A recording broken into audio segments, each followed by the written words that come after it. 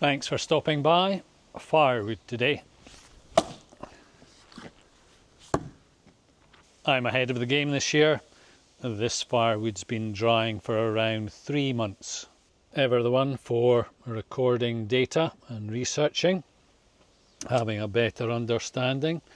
I weighed this round on the 9th of July and it weighed 5.3 kilos. It's now the 3rd of October and it weighs 3.65 kilos.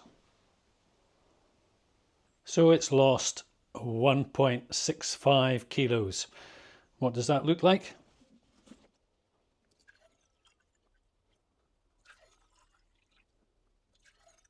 The glasses weigh 1.05 kilos. So 1.65 kilos is slightly more than 3 pints of water. What happens when you try to burn wet firewood? Not much.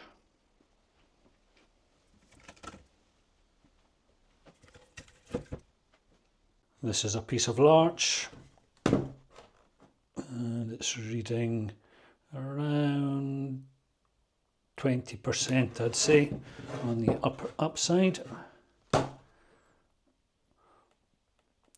and even as low as 12, 13 on the downside.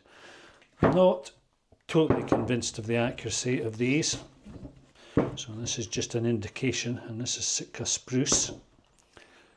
And it's reading 13, 15, somewhere around 15, say.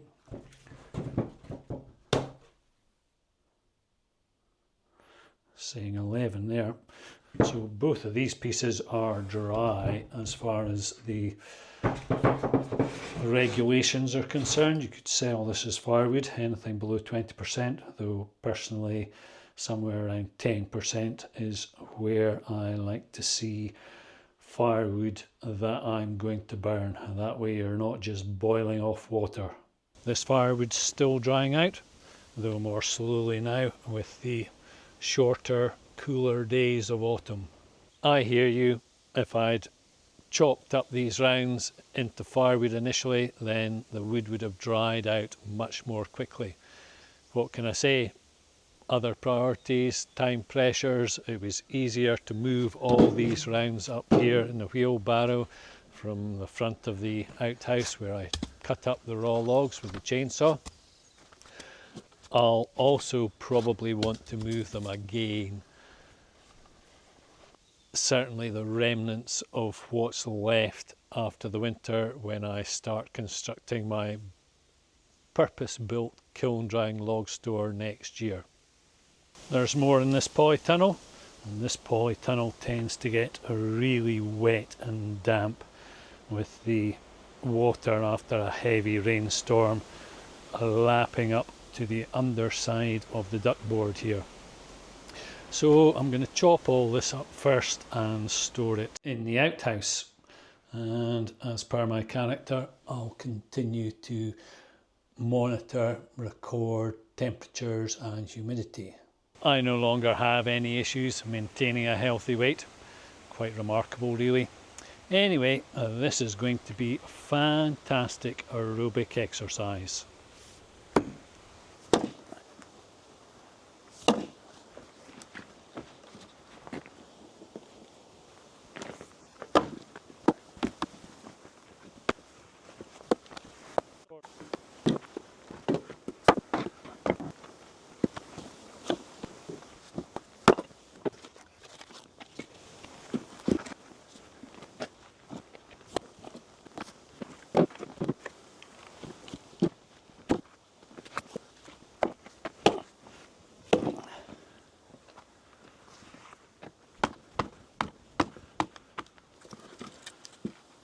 Larch is just such beautiful wood, and I've been indulging my creative side. These are planters, and other than the screws which secure the casters to the legs, there are no other fixings.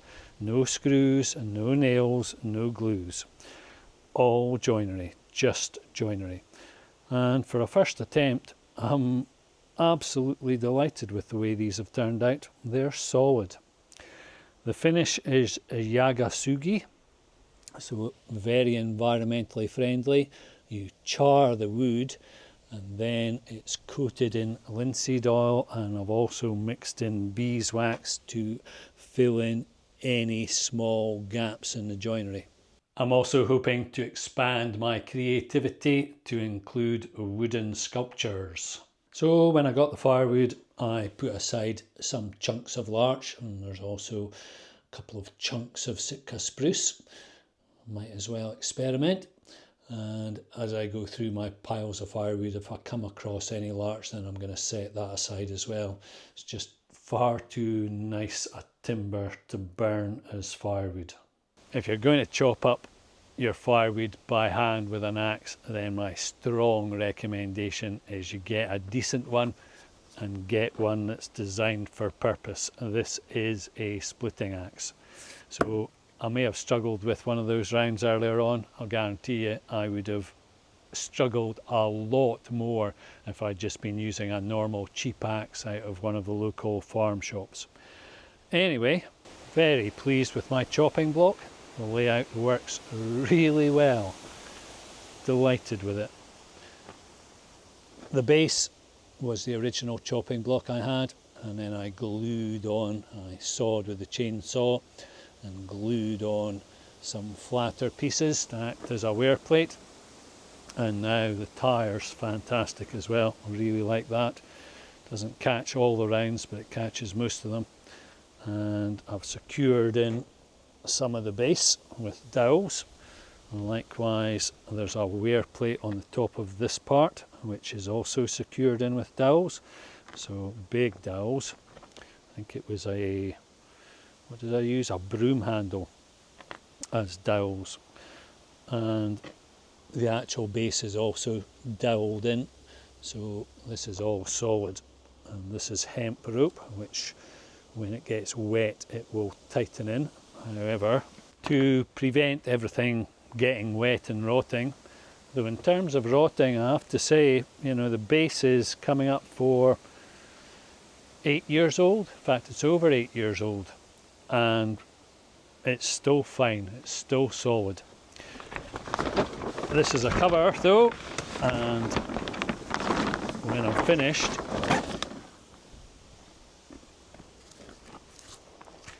I just pop this round in the middle, which has a curve on it. And what that does is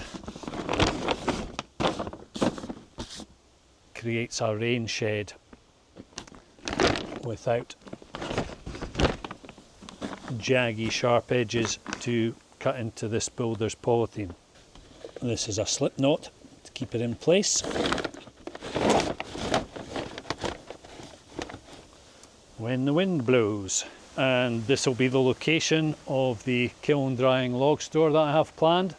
So be able to drive the trailer, reverse the trailer in with the raw logs, and then cut them up and then chop them up and then load them into the kiln drying log store.